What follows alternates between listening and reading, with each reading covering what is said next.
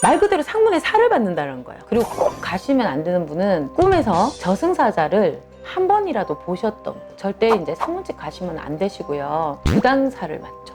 급속도로 갑자기 아프다든지 갑자기 뭐 이유 없이 급사하는 경우도 있고 그래요. 이 비방법은 간단해요.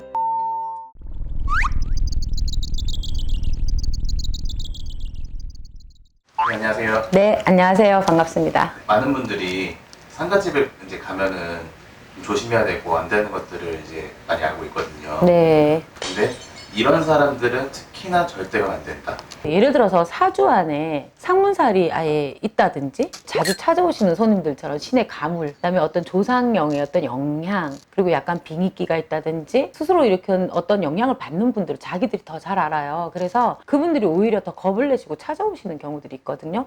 뭐 그런 분들. 그리고 꼭 가시면 안 되는 분은 꿈에서 저승사자를 한 번이라도 보셨던 분, 꿈이 아니더라도 그거를 목격을 한 번이라도 하셨던 분은 절대 이제 상문집 가시면 안 되시고요. 그리고 또 이제 상문이라는 게 상가집이 뭐 어느 가정집에서 상문이 날 수도 있고, 뭐 병원의 장례식장에서 할 수도 있고, 아니면 어떤 종교단체로 뭐 절이나 뭐 어떤 이런 쪽으로도 보통 이렇게 하는 경우가 있어요. 예를 들어서 그 사자 기운을 탄다든지 어떤 혼백의 기운을 타게 돼 있어요. 상문집을 잘못 가시게 되면 부당사를 맞죠. 음식 끝에 오시는 거죠. 그래서 가면 안 되는 행동들이나 뭐 사람을 보자면, 가셔서 이제 술, 음식, 익은 음식 먹지 마라, 뭐 돼지고기, 뭐 웬만한 물만 먹고 오세요. 그런데 그게 안 되는 케이스가 있잖아요. 뭐 친구들끼리 같이 이 3일장을 같이 해줘야 된다든지 뭐 이럴 경우에 어떻게 안 먹고 있을 수가 있어요. 근데 웬만하면 그런 음식을 먹거나 술을 먹거나 어떤 이 주당사를 맞을 수 있는 뭐 그런 행위들은 안 하셔야 된다는 거예요. 그런 주장사를 맡게 되는 경우에 어떤 일들이 생길까요? 상가집 갔다 오자마자 몸이 급속도로 갑자기 아프다든지. 그래서 옛날에 왜 어디 초상집 잘못 갔다 와서 잔치집 잘못 갔다 와서 음식 먹고 뭐 객구가 걸렸다 아니면 뭐 주당이 걸렸다 이래가지고 사람이 시름시름 아프기도 하고 갑자기 뭐 이유 없이 급사하는 경우도 있고 그래요. 그럴 때는 이제 급히 무속인들을 찾아와서 빨리 푸셔야 되는 상황들이 올 수가 있다. 그래서 일단 그런 부분들은 굉장히 조심하셔야 돼요.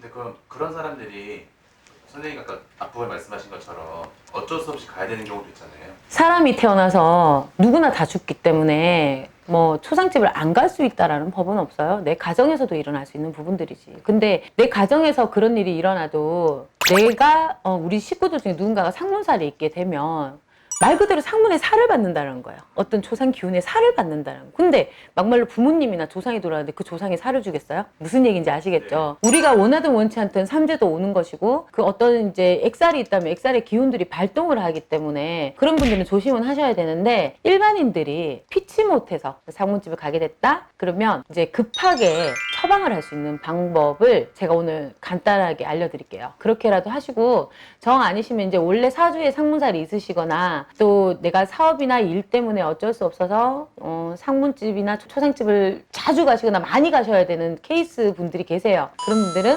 상문 부적이라도 1년 부적이라도 좀 지니고 그렇게 하시면 되고, 이 비방법은 간단해요. 가정에 보면 거의 보면은 그 쿠킹 오일 있으시잖아요. 한 4등분 정도 잘라가지고 이렇게 접으면 사각형이 나오잖아요. 그 4등분 됐는 데다가 굵은 소금을 티스푼으로 한 숟갈, 팥 3알, 그 다음에 고춧가루는 티스푼으로 반 스푼 그 정도 넣으시고 그거를 이제 호일에 싸시는 거예요. 이거는 옛날에 제가 잠깐 받아냈던 비방법이에요. 급하게. 근데 이거를 4개를 만들어서 상갓집 도착하셔서 들어가시기 전에 문 앞에 하나 버리시고 통째로 버리셔도 돼요.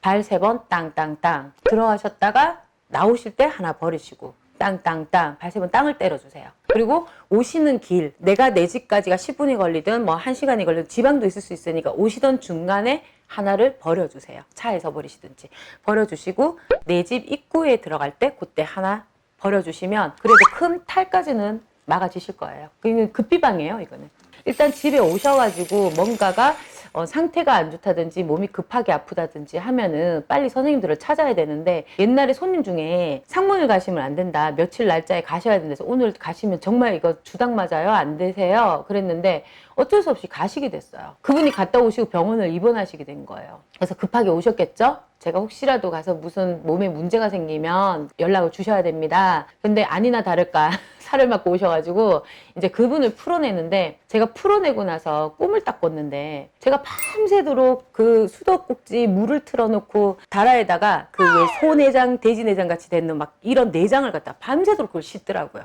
그리고 그 다음날 이 사람이 호전이 됐어요. 그러니까 결국적으로는 이런 살을 맞았을 때는 뭐 병원 간다고 어떻게 되는 의사들이 봤을 때는 뭐 예를 들어서 뭐 어디 장이탈이 났다 뭐 어디가 어떻게 됐다 이런 건 나오지만 호전 반응이 3, 4일 동안 나지를 않더라는 거죠. 근데 일단 부적 비방하고 이 빌어냄으로 인해서 그런 꿈의 표적을 주시고 난 다음에 그분이 호전됐던 케이스가 있어요.